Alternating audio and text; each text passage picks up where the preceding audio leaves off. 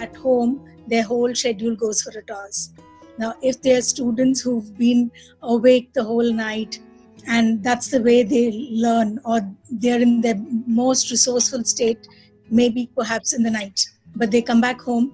The parents have read about, wake up early, go into routines. These are all generic psychological tips that people keep giving. All of them, actually, it sorts of shakes them up, because one thing internally inside them, there are a lot of things happening within them, and then when they have to be forced into such schedules, it actually throws them off guard.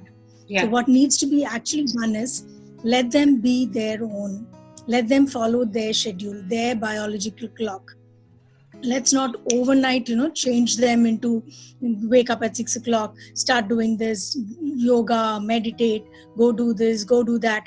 See, it's half of it is the parents' anxiety themselves.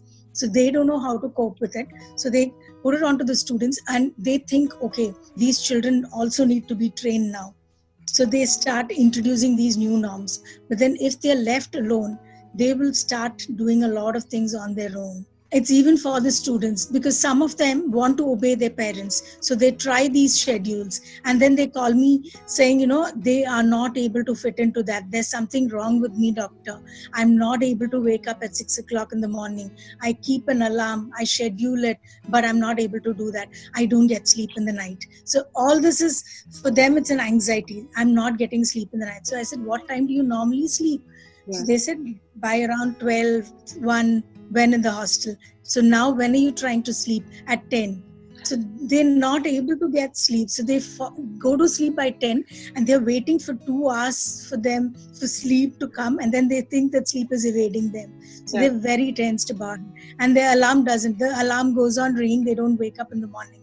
So they said, my mother says I don't have a purpose in life, and that's why I'm not able to. I'm not telling my mind to wake up. That's why I'm not waking up in the morning. So I said, okay, what is the purpose that you can give yourself now? What would you tell your mind to wake up at 6 o'clock and do? So they said they're clueless. They don't know what to tell their minds. So I said, it's not the question of your minds going wrong. There's nothing wrong with your minds. But then we have to give a purpose. So we'll find a purpose each day. Take each day as it comes.